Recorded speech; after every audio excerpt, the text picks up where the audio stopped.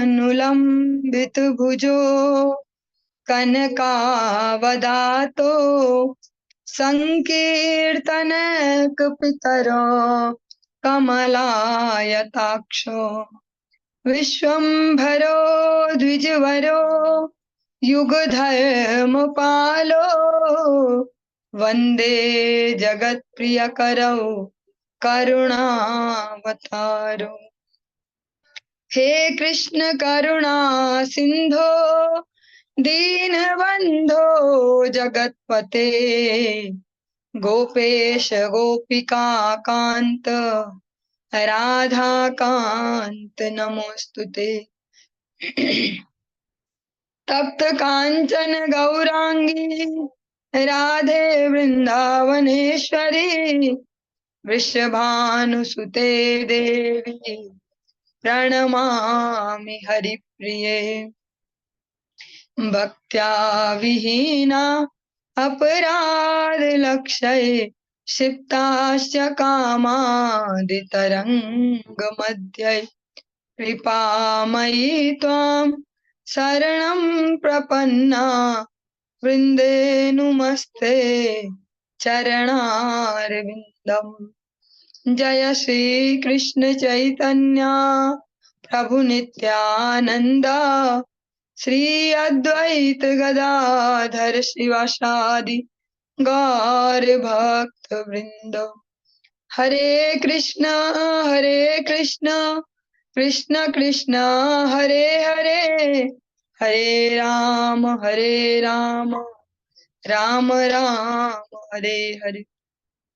सर्वप्रथम भगवान के अभिन्न प्रकाश विग्रह श्री गुरुपाद पद्म पूज्यपाद त्रिदंडी स्वामी अष्टोत्तर शत श्री श्रीमद भक्ति प्रसाद विष्णु गोस्वामी गुरुदेव महाराज के पावन श्री चरण कमलों में असंख्य कोटि दंडवत ज्ञापित करते हुए उनकी अहेतु की कृपा प्रार्थना करती हूँ। वे अपनी कृपा वर्षण करें जिससे निज कर्ताभिमान भाव को छोड़कर एकमात्र उनकी वाणी के वाहक के रूप में अपना परिचय दे सकूं।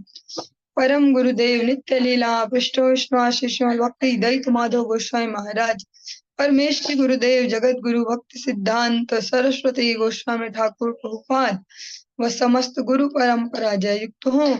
सपार्श श्रीमन नित्यानंद प्रभु श्री गौर हरि वृंदावन बिहारी राधा गोपीनाथ भगवान जय युक्त हो।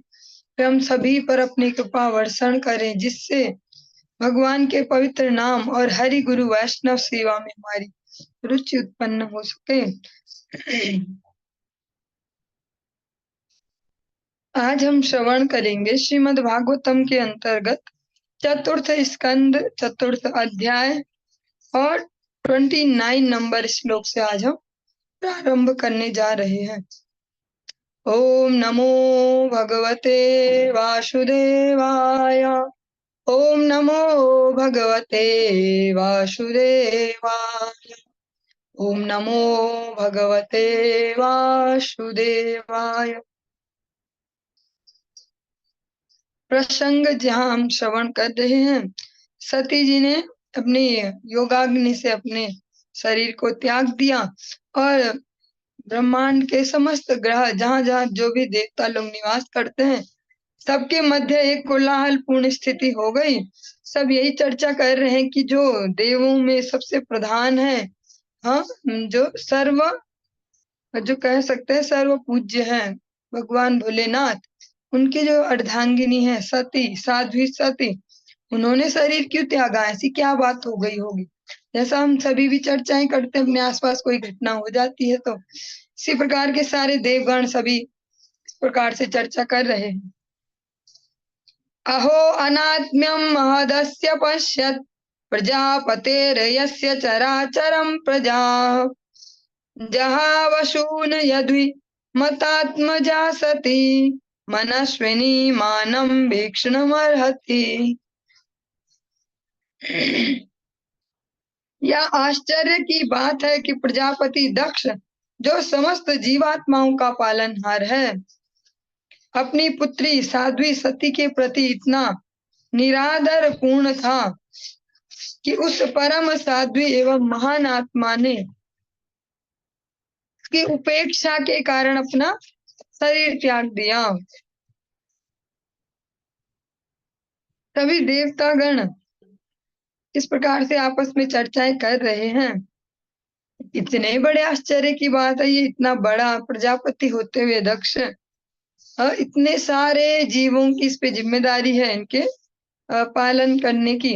प्रजापति है ये, और अपनी ही बेटी है, स्वयं की बेटी, उसके प्रति ऐसा निरादर वाला जो भाव था। कैसा इन्होंने व्यवहार किया, जो इतनी शुद्ध हो गई वो, इन्होंने अपना शरीर ही त्याग दिया। सोयम दुर्मर्ष हृदयो ब्रह्म दृक् च लोके अपकीर्तिम महतीम वाप्स्यति यदंगजाम स्वाम पुरुष द्विरुद्यताम न प्रत्यशेन न प्रत्यशे धन्मृतये अपराधतः। ऐसा राजा दक्ष जो इतना कठोर हृदय है कि ब्राह्मण होने के अयोग्य है, वो अपनी पुत्री के प्रति किए गए अपराधों के कारण अति अपयश को प्राप्त करेगा, क्योंकि उसने अपनी पुत्री को मरने से नहीं रोका और वह श्री भगवान के प्रति अत्यंत द्वेष रखता था।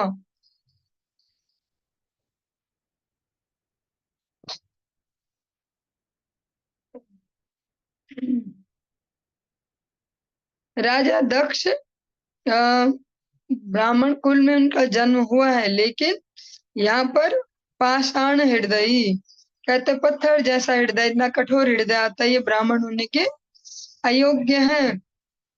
और जो कुछ भी इन्होंने अपनी पुत्री के प्रति अपराध किया है, जिसके कारण उसको साध्वी सती को अपने शरीर को भी छोड़ना पड़ा, जो ये सारे अपराध हैं दक्ष के, इनको ले डूबेंगे, मीन्स इनका सारा यश खत्म कर देंगे, यश समाप्त कर देंगे जगत में, जो भी इनका यश है, क्योंकि उन्होंने एक बार भी रोका भी नहीं सती जी को। और जो परम भगवान जो भोलेनाथ है, उनके प्रति ईर्ष्या रखता है, द्वेष का भाव रखता है, अतः ये अपयश को प्राप्त होगा।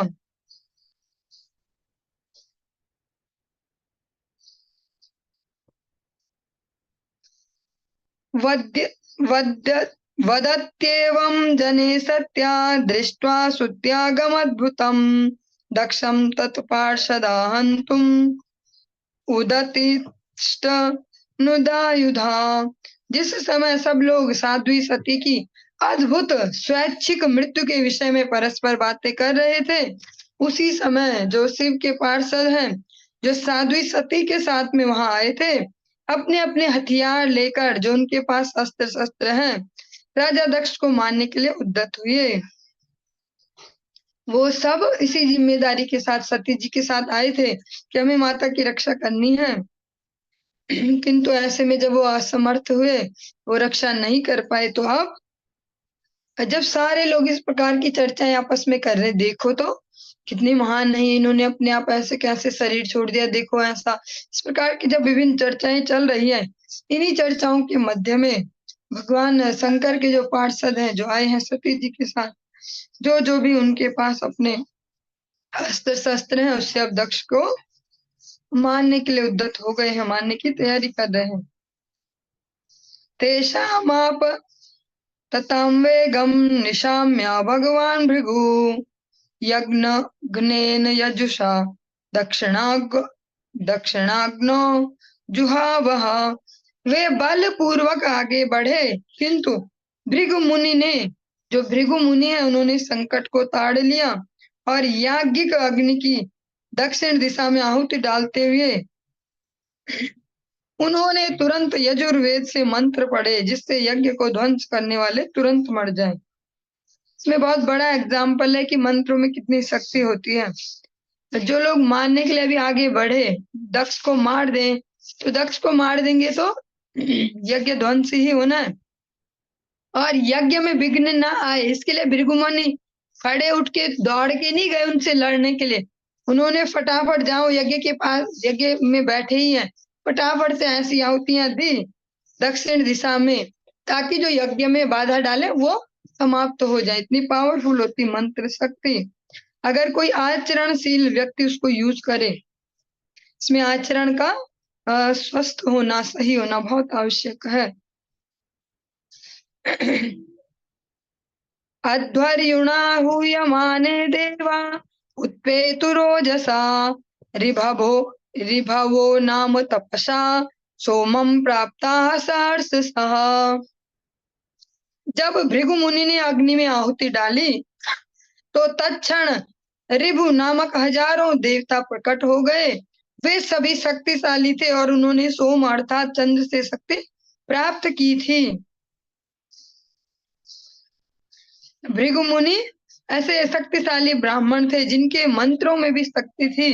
जब उन्होंने आहुति डाली तो आहुति डालने से ही तुरंत उस यज्ञ से ही हजारों देवता प्रकट हो गए जो सोम यानी कि चंद्रमा से जिन्होंने शक्ति प्राप्त की, और ये सभी बहुत पावरफुल थे। लेकिन इस कलयुग में विशेषतः जो भगवान का ये दिव्य नाम है, हरे कृष्ण कृष्ण कृष्ण हरे हरे, हरे राम राम राम हरे हरे, इस ही मंत्र का केवल कीर्तन और अगर यज्ञ भी कभी करना हो तो इसके द्वारा ही भगवान को प्रसन्न किया जाए, ऐसा विधान है इस कलयुग के लिए। तरलातायुध सर्वे प्रमथा सह गुह्यका हन्यमाना दिशो भेजु रुषद्भिर ब्रह्म तेजसा। जब रिभु देवताओं ने भूतों तथा गुह्यकों पर यज्ञ की अधजली समिधाओं से आक्रमण कर दिया तो साध्वी सती के सारे अनुचर विभिन्न दिशाओं में भागकर अदृश्य हो गए। यह ब्रह्म तेज अर्थात ब्राह्मण शक्ति के कारण ही संभव हो सका। ब्राह्मणों की इतनी जो संकल्प शक्ति है, उनका जो ओज तेज है, आचरण का जो बल है, उससे ये सब संभव होता था। किंतु इस कलयुग में आज की डेट में रेयरली ही ऐसा हो पाएगा। ऐसा भी नहीं कह सकते नहीं होता, लेकिन बहुत रेयर है जहाँ उज्जवल आचरण भी हो और उस प्रकार से प्रैक्टिस भी हो तो सही जो रिजल्ट है वो प्राप्त हो पाए।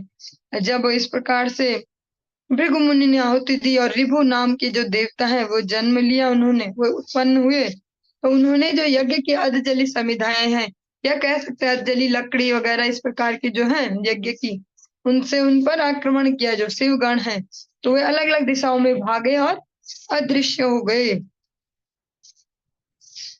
इस प्रकार से जो हमारा चतुर्थ स्कंध है उसका चतुर्थ जो अध्याय है यह संपूर्ण होता है। हम पंचम अध्याय में प्रवेश करते हैं। मैत्रेया उवाच भवो भवान्या निधनं प्रजापते रसत्कृताया अवगम्य नारदात् स्वपार्षद सैन्यं च तद्वर भुभिर्विद्रावितं क्रोधं पारमादधे। श्री मैत्रेय मुनि ने कहा, जब शिव ने श्री नारद मुनि से सुना कि उनकी पत्नी साध्वी सती प्रजापति दक्ष द्वारा किए गए अपमान के कारण मर चुकी है और रिभुओं द्वारा उनके सैनिक खदेड़ दिए गए हैं, तो वे अत्यधिक क्रोधित हुए।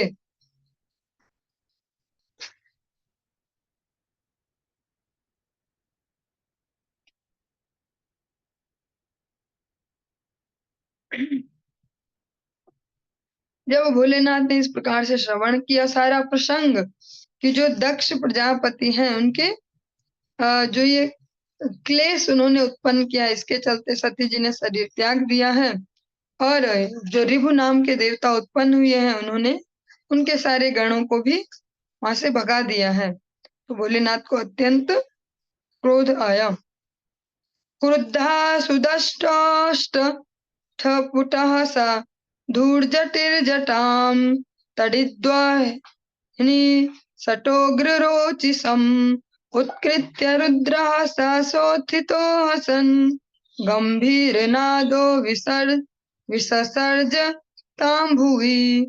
इस प्रकार अत्यधिक क्रुद्ध होने के कारण शिव ने अपने दांतों से होंठ चबाते हुए तुरंत अपनी सिर की जटाओं से एक लट नोचली, एक बाल निकाला जो बिजली और अग्नि के भांति प्रज्वलित थी। वो बाल हमारे जैसे नॉर्मल बाल नहीं था, वो अग्नि और जो विद्युत होती है उसके जैसे चमचमाता वो बाल था। वे जैसे कोई प्रमत्त कोई पागल व्यक्ति की भांति हंसते हुए तुरंत खड़े हो गए और उस लट को पृथ्वी पर पटक दिया। कह सकते हैं जो उनको भगवान के द्वारा सेवा मिली है लय की जो जगत को लास्ट में लय करना है, उसी रूप में वो आ गए अपने इस क्रोध में और एक बाल को ही अपना धरती पर पटका। सतो अतिकायस्तनुवा स्पृशन् दिवम् सहस्रबाहुर्घनरूप त्रिशूर्यदृक् करालदृष्टो जलदग्निमूर्धजः कपालमाली विविधोद्यतायुधा। उससे जो बाल नीचे पटका उन्होंने, उससे आकाश के समान ऊंचा तथा 3 सूर्यों के सम्मिलित तेज के समान एक भयानक श्याम रंग का असुर उत्पन्न हुआ, जिसके दांत अत्यंत भयानक थे और उसके सिर के केस प्रज्वलित अग्नि के समान थे।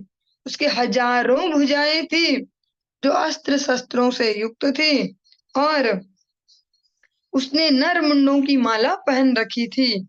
लगभग कह सकते हैं थोड़ा थोड़ा से गुण उसके भगवान शंकर के उसमें सम्मिलित हैं, क्योंकि उनसे उसने जन्म लिया है।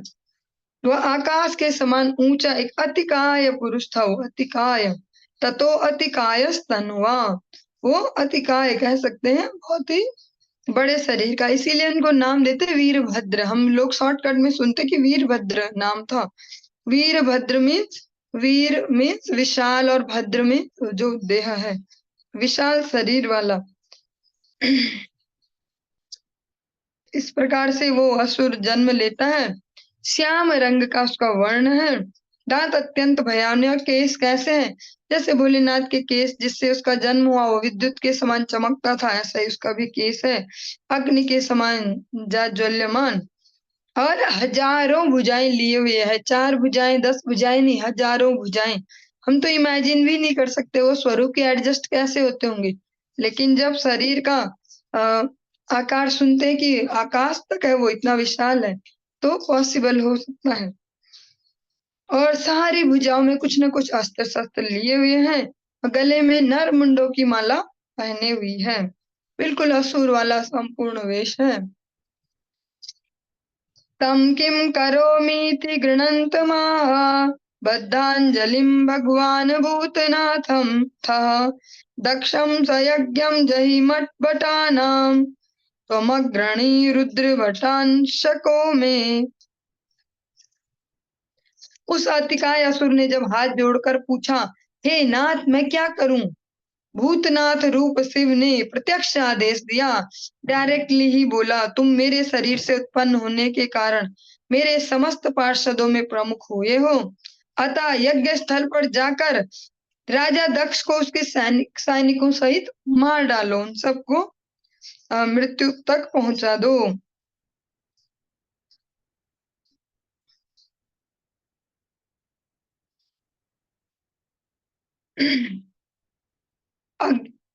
आज्ञप्त एवं कुपितेन मन्युना सदेव देवं परिचक्रमे विभुं मेने तदात्मानं संगरंहसा महीयशां तात सहसहिष्णुम्।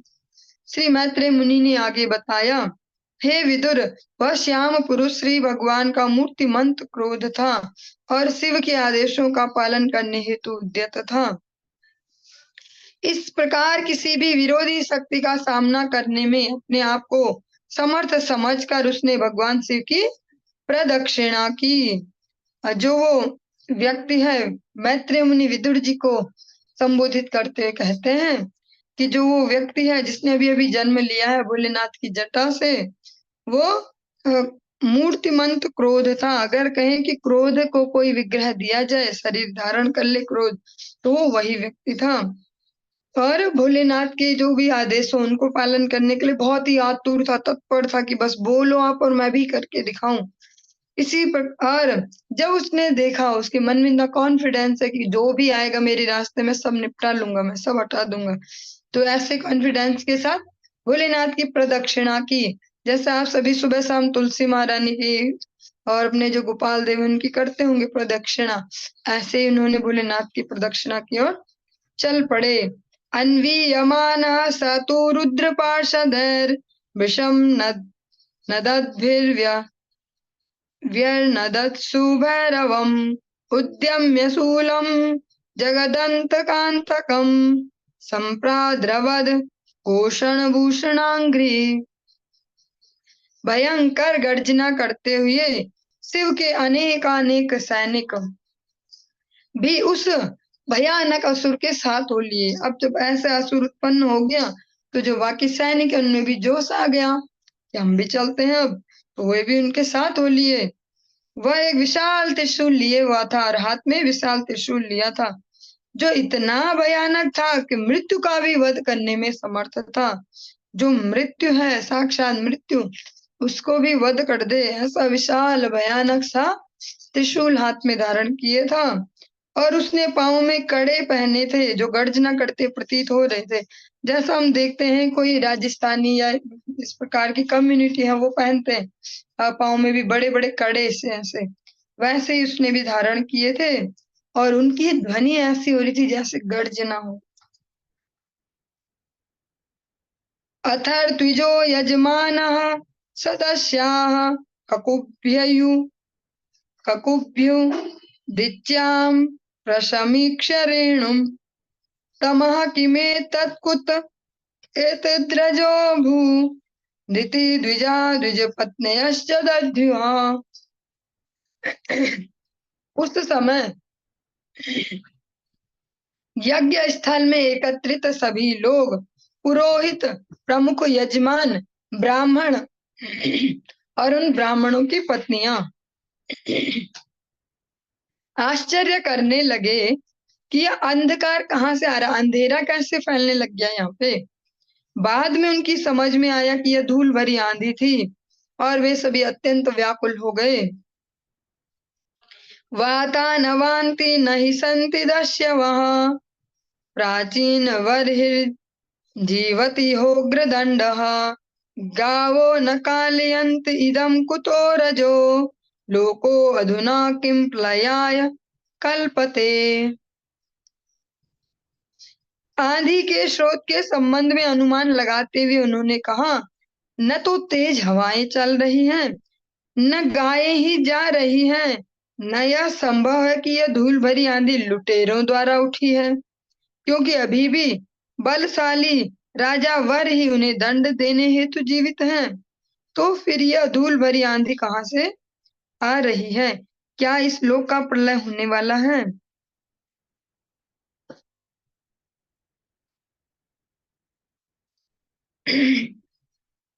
जिस भूभाग पर वो यज्ञ चल रहा था वहां के राजा का नाम था वरही। वो अत्यंत वृद्ध थे फिर भी पावरफुल थे।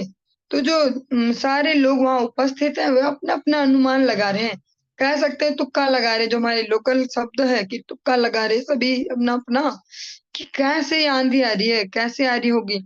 न तो हवाई चल रही तेज, न तो ऐसा लग रहा है कि कहीं से गायों का ही झुंड आ रहा दौड़ते दौड़ते तो धूल उड़ी इतनी सारी, न तो लुटेरे ही आ रहे हैं क्योंकि राजा वरी अभी जीवित है उन्हें दंड देने के लिए। तो फिर ये आ कहाँ से रही है? क्या प्रलय होने वाली होगी?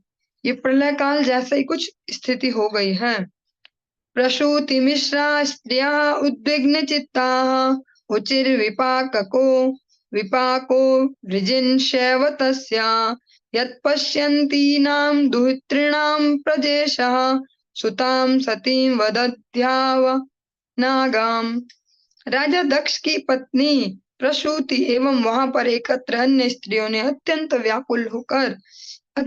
व्याकुलता से कहा, यह संकट राजा दक्ष के कारण साध्वी सती की मृत्यु से उत्पन्न है, क्योंकि यद्यपि साध्वी सती पूर्णतः निर्दोष थी तथापि उसने अपनी बहनों के देखते देखते अपना शरीर त्याग दिया था।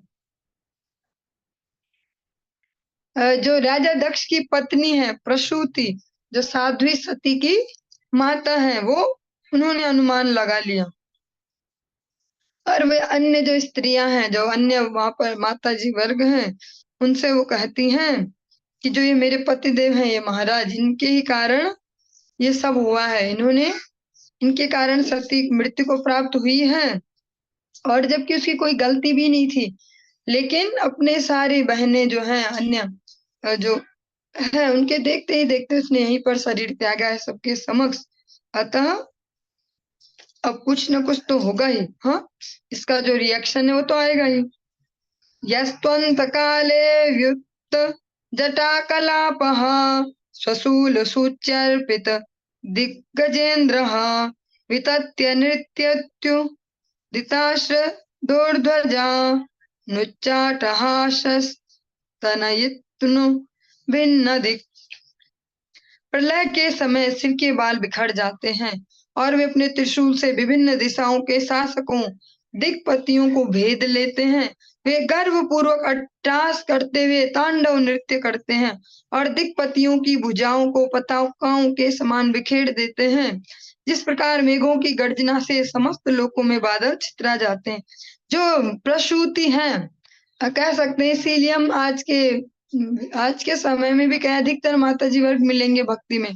इसका एक कारण तो ये दिया जाता है कि इमोशनल होते हैं, काम धंधा होता नहीं है तो भक्ति में लग गए। लेकिन यहाँ पर बिल्कुल डिफरेंट है।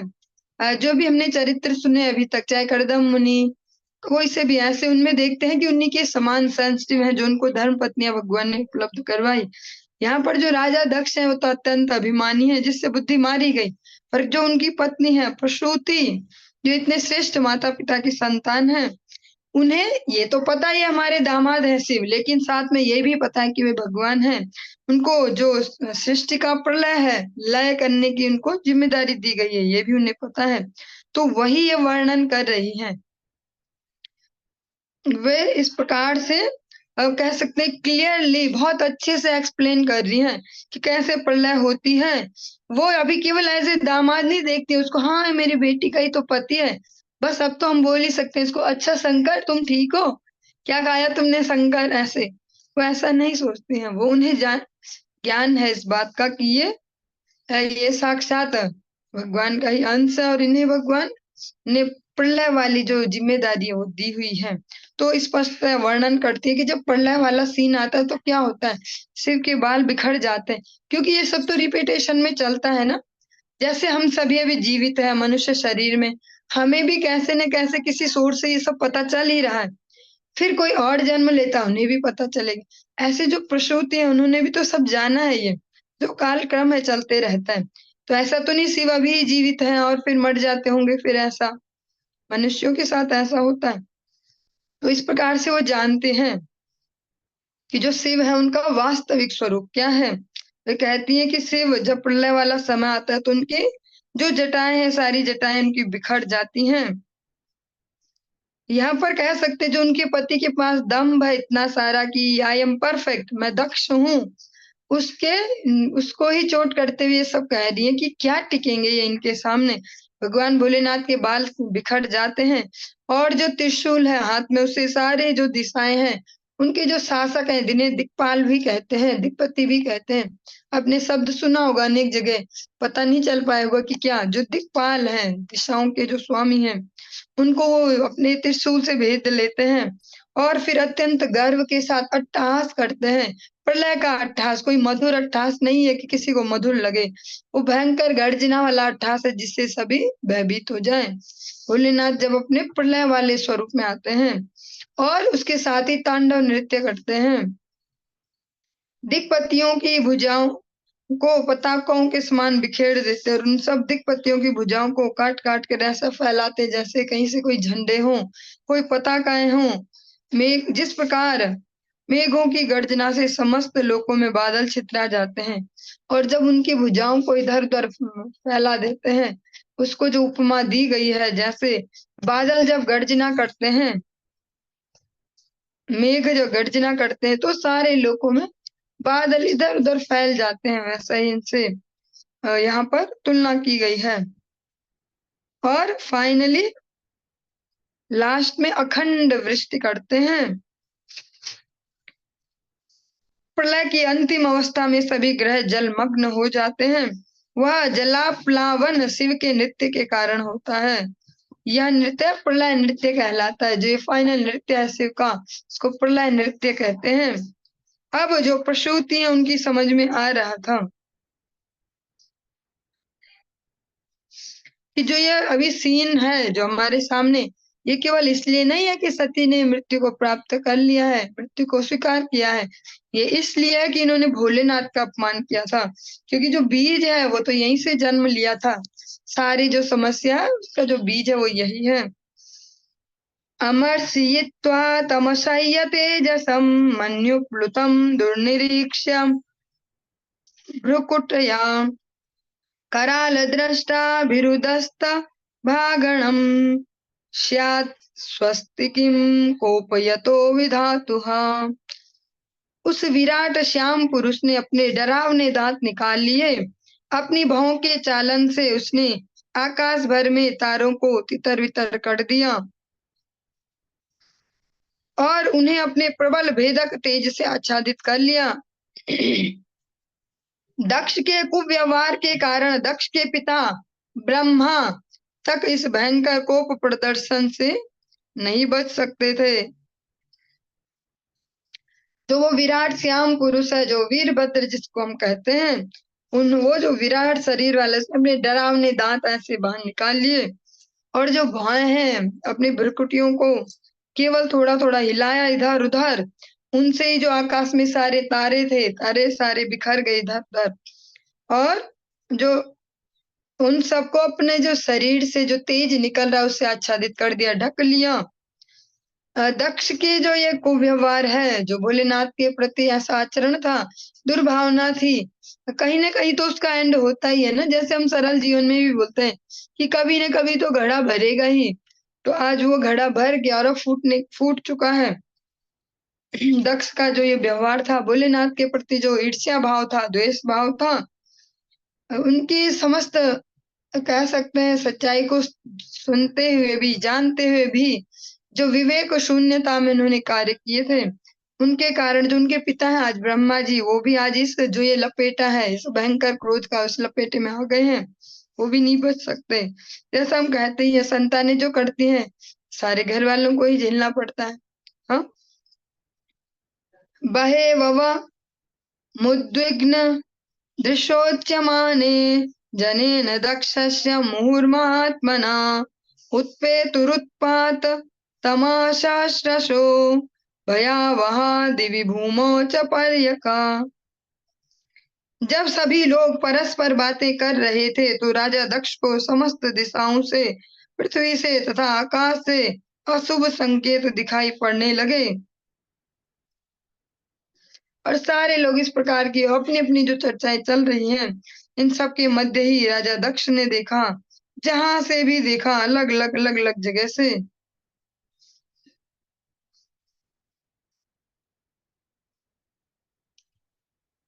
सब जगह से उन्हें अशुभ जो संकेत हैं वो मिल रहे हैं।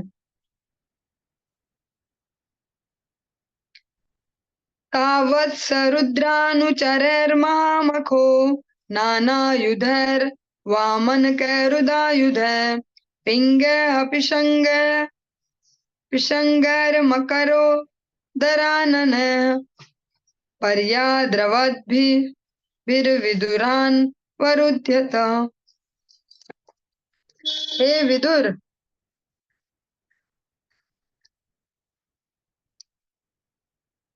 मैत्रेय मुनि कहते हैं, हे विदुर, शिव के समस्त अनुचरों ने यज्ञ स्थल को घेर लिया। वे नाटे गज के थे, जो कम हाइट के होते, जिनको बौना भी एक शब्द यूज किया जाता है, ऐसे ही थे, और अनेक प्रकार के हथियार लिए हुए थे, हाथों में हथियार धारण किए थे।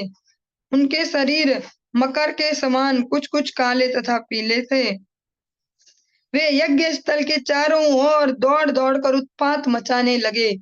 अगर हम थोड़ा सा इमेजिन कर पाए वो सीन, यज्ञ स्थल जो है, वहां पे एक तो बहुत विशाल व्यक्ति आ चुका है और बहुत सारे छोटे छोटे छोटे छोटे ऐसे जो हाथों में हथियार भी लिए हुए हैं, और कह सकते हैं भूत प्रेत इसी कैटेगरी वाले हैं, वो सारे उत्पात मचा रहे हैं, वहां उसके चारों ओर दौड़ रहे हैं।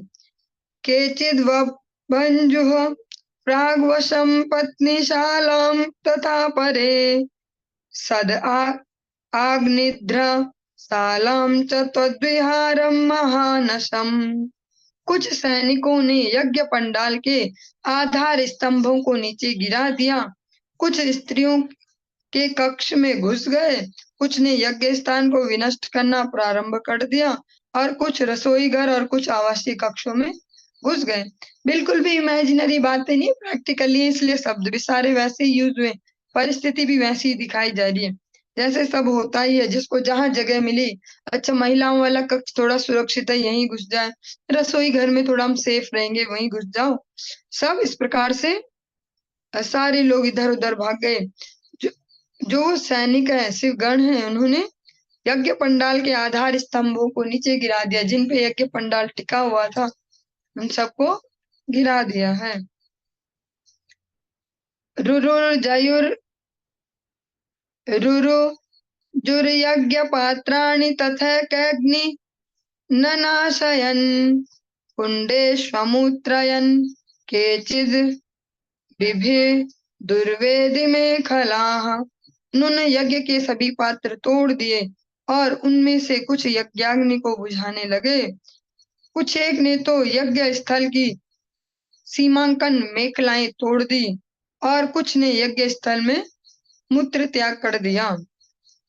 इस प्रकार से हम स्पष्ट देख सकते हैं क्यों इतना बल दिया जाता है कि आपको सात्विक उपासना की ओर आगे बढ़ना चाहिए, क्योंकि उसमें हम जो सिद्ध अवस्था है जिस भी उपासना की, उसमें जाने पर भी वही गुण हम में रहेंगे। यहाँ पर हम स्पष्ट सुन सकते हैं, उन्हें छूट मिली, अभी जो मर्जी वो करो, तुम बस वह नाश करके आ जाओ, तो फिर वो एक्स्ट्रा छूट भी ले लेंगे। कुछ ने तो सारे जो बर्तन थे वह यज्ञ में जो यूज होने वाले पात्र हैं, चाहे वो मिट्टी के, सोने के, किस प्रकार भी हों, सब तोड़ फोड़ दिए। कुछ ने यज्ञाग्नि बुझा दी, बुझाने लग गए, और कुछ जो बाउंड्रीज है, यज्ञ की जो बाउंड्रीज बनी हुई है, उनको तोड़ दिया कुछ ने, और कुछ तो यज्ञ स्थल में ही उन्होंने मूत्र त्याग करने लगे। अबाधंत मुन इसीलिए न जोड़ दिया जाता है कि उपासना को भी अपना धीरे धीरे छानिए, जो हमारी भक्ति हम उसको छानते जाएं, क्योंकि वैसे ही गुण हम हमेशा हर जगह ले जाने वाले हैं। ऐसा नहीं होगा कि हम आगे बढ़ेंगे, शरीर छूटेगा, अचानक से हम निर्मल चित्त वाले, निर्मल स्वभाव वाले, निर्मल चरित्र के हो जाएं। जैसे हमारे चरित्र हैं अभी, जैसे हमारी थॉट प्रोसेस अभी, जैसे स्वभाव है, बहुत इंपॉर्टेंट है ये समझना।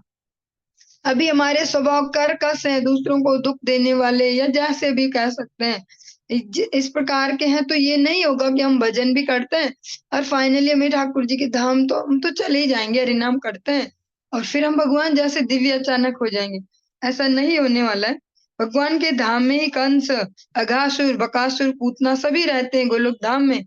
पर गुरुदेव के मुखारविंद से सुना है कि वो वहां बैठकर भी प्लानिंग बनाते हैं कि जो नित्य लीला चल रही है गोलोक धाम में, वहां भी वो प्लानिंग करते हैं कि कृष्ण को कैसे मारा जाए, गोलोक धाम में भी।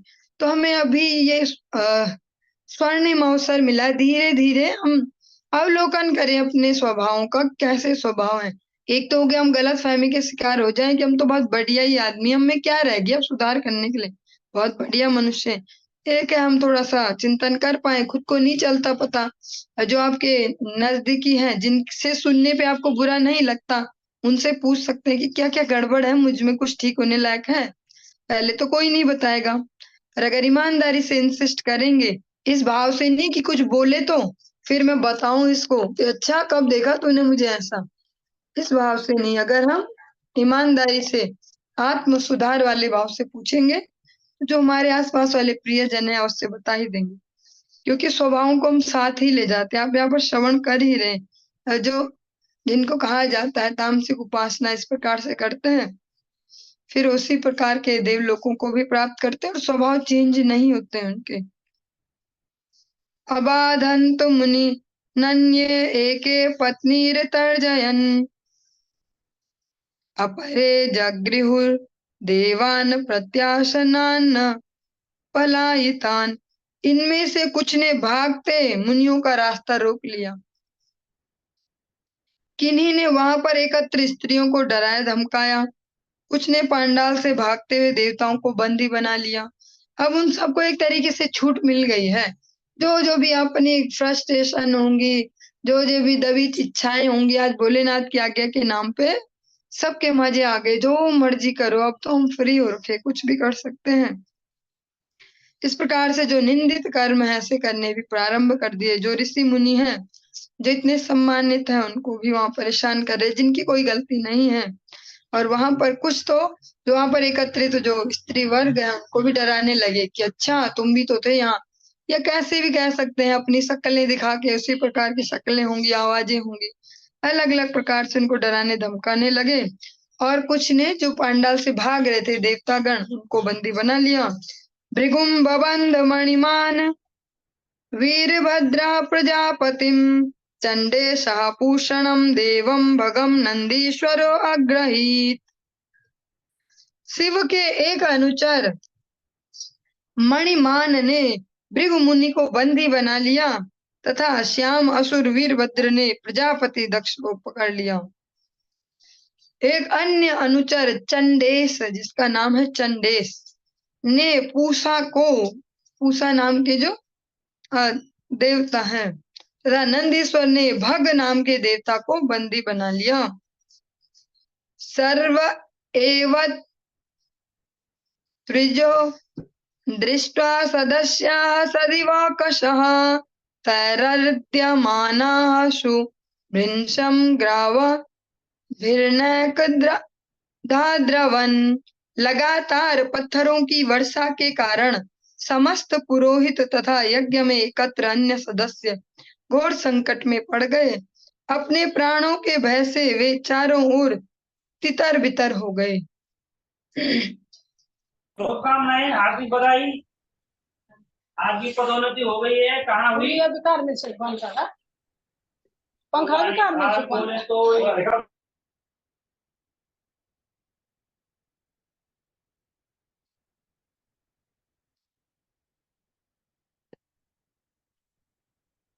लगातार पत्थरों की वर्षा के कारण समस्त पुरोहित तथा यज्ञ में एकत्र अन्य सदस्य घोर संकट में पड़ गए। अपने प्राणों के भय से वे चारों ओर तितर बितर हो गए। और तो और फाइनली वहां पत्थरों की बारिश चल रही है, और जो वहां पर पुरोहित इकट्ठे हुए हैं उस यज्ञ को संपन्न करने के लिए, और लोग भी जो इकट्ठे हुए हैं, उन सब के प्राणों पे आज बन आई है, और वे सारे इधर उधर भाग रहे हैं अपने प्राणों को बचाने के लिए। जुवतः श्रुवहस्तस्य शमश्रोणि भगवान् भवः भृगोर्लुलुच्चे सदस्यो अहश्चमश्रुदर्शयन्। वीरभद्र ने अपने हाथों से अग्नि में आहुति डालते हुए भृगु मुनि की मूछ नोच ली।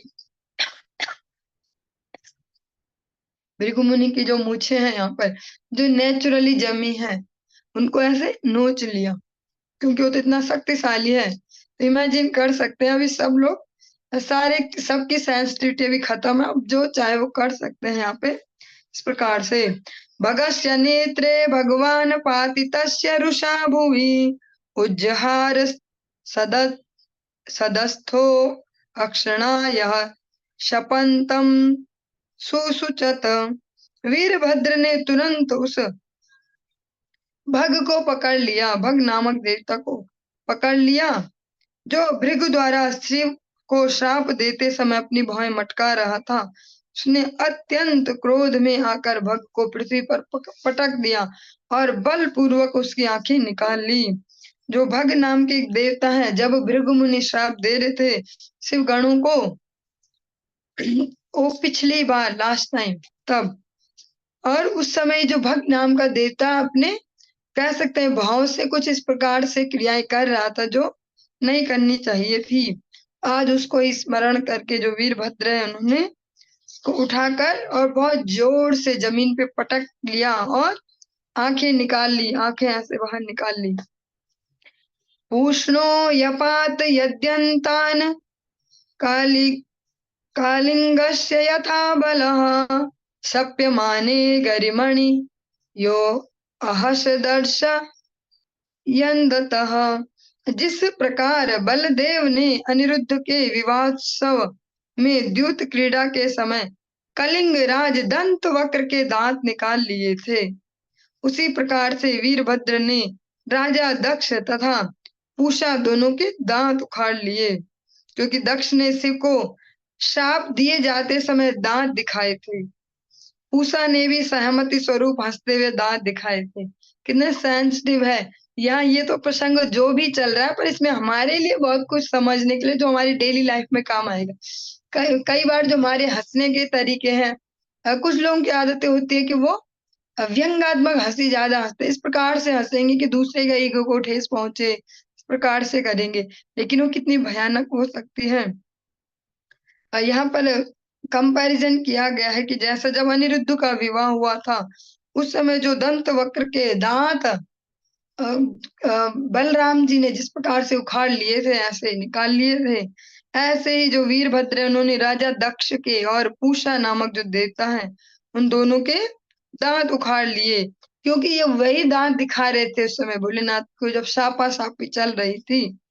जो दक्ष प्रजापति जब श्राप दे रहे थे तो इन दांतों को दिखा रहे थे, और पूषा भी हंसते हुए सहमति में इस प्रकार से अपने दांत ही दिखा रहे थे, तो उन्होंने आज उन्हीं दांतों को उखाड़ लिया। अनेक अनेक सेंसिटिव परिस्थिति हम समझ सकते हैं। कहने को तो हम कहते हैं 4 दिन का ही जीवन है, 1 सेकंड का पता नहीं है, फिर भी जब तक वो मृत्यु वाला समय नहीं आता तब तक तो पता नहीं कितना लंबा भी हो सकता है। अतः जो हमारे आचरण है, स्वभाव है, हमारे जो कह सकते हैं व्यवहारों के आदान प्रदान के जो तरीके, हम उनको उनका मार्जन करते जाएं, हम थोड़ा भगवान के प्रसन्नता का विषय बन सकते हैं। आक्रम्यो रसिदक्षस्य सितधारेण हेतिना छिन्दन्नपि तदुद्धर्तुं न शक्नोत त्र्यम्बकस्तदा। तब वह दैत्य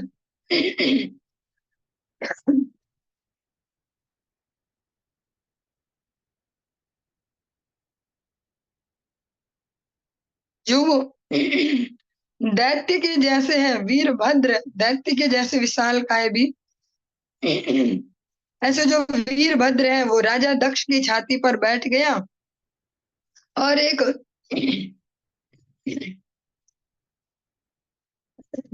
हरी बोल, एक नुकीले तीक्ष्ण तेज धार वाले हथियार से उसने राजा दक्ष के सिर को काट लिया। अच्छा, अभी काट नहीं लिया, अभी इस श्लोक में काटने का प्रयत्न करने लगा, लेकिन सफल नहीं हुआ। शस्त्रास्त्रान् वितरेव मनिर्भिन्न त्वचं हरः विस्मयं परमापन्नो दध्यो पशुपतिश्चिरम्। उसने मंत्रों तथा हथियारों के बल पे राजा दक्ष का सिर काटना चाहा, किंतु राजा दक्ष के सिर की चमड़ी तक को काट पाना दूभर हो रहा था। वो काटना तो चाह रहा, मंत्रों से भी हथियारों से भी, इतना विशालकाय, इतना पावरफुल जो असुर है वीरभद्र, लेकिन राजा दक्ष की जो ये चमड़ी है, त्वचा है, स्किन, इसको भी नहीं काट पा रहा। तो बहुत आश्चर्यचकित हुआ कि अरे ऐसा कैसे हो रहा है। दृष्ट्वा संज्ञापनम योगम पशूनां च पतिर्मखे यजमान पशोः कस्य काया तेन हरच्छिरः। तब वीरभद्र ने यज्ञशाला में लकड़ी की बनी युक्ति, एक कह सकते हैं हथियार जैसा होता है, उसका नाम है युक्ति या करनी, और जिससे पशुओं का वध किया जाता था, ऐसा वो हथियार, उसने राजा दक्ष का सिर काटने में इसका लाभ उठाया।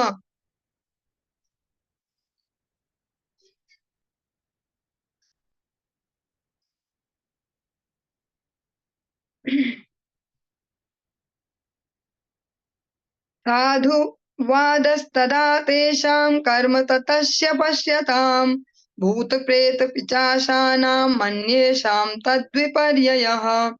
वीरभद्र के कार्य से शिव के दल को प्रसन्नता हुई। राजा दक्ष का सर अलग कर दिया उस हथियार से, और वह वाह वाह कर उठा, और जितने भी भूत प्रेत असुर वहां आए थे, उन सब ने भयानक किलकारियां भरी। दूसरी ओर यज्ञ का भार संभालने वाले ब्राह्मण राजा दक्ष की मृत्यु के कारण शोक से चित्कार करने लगे। और जब वीरभद्र ने राजा दक्ष के जो मस्तक है उसको अलग कर दिया उनके शरीर से, तो जो भी शिव जी के जो गण हैं, जो वो सारी टीम है, सबको बहुत खुशी हुई। वो वाह वाह कर रहे हैं और खुशी से अपने जैसी भी साउंड सबकी अलग अलग वैसे ही चित्कारे कर रहे हैं। जो भी भूत प्रेत असुर, ये 3 कैटेगरीज जो आए हैं वहां पे, भूत प्रेत असुर, ये सारे उन्होंने भयानक भयानक किलकारियां भर रहे हैं। जैसा वो कर सकते हैं, हम सब तो ऐसा इमेजिन भी नहीं कर सकते क्योंकि हमने सुनी नहीं है ऐसे।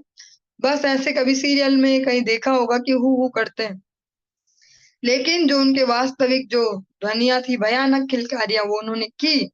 और दूसरी तरफ जिन्हें यज्ञ की जिम्मेदारी थी, ऐसे ब्राह्मण अपने यजमान की मृत्यु पे शोक से वो चित्कार करने लगे, वो दुख से चिल्ला रहे हैं। एक तो वो भी चिल्ला रहे हैं जो जो सफल हो गए हैं, और एक ये भी चिल्ला रहे जिनके यजमान की हत्या हो गई है यज्ञ में। जुहाव तच्छिरस्तस्मिन् दक्षिणाग्ना वमर्षितः तद्वै वयजनं दग्ध्वा प्रातिष्ठद गुह्यकालयम्।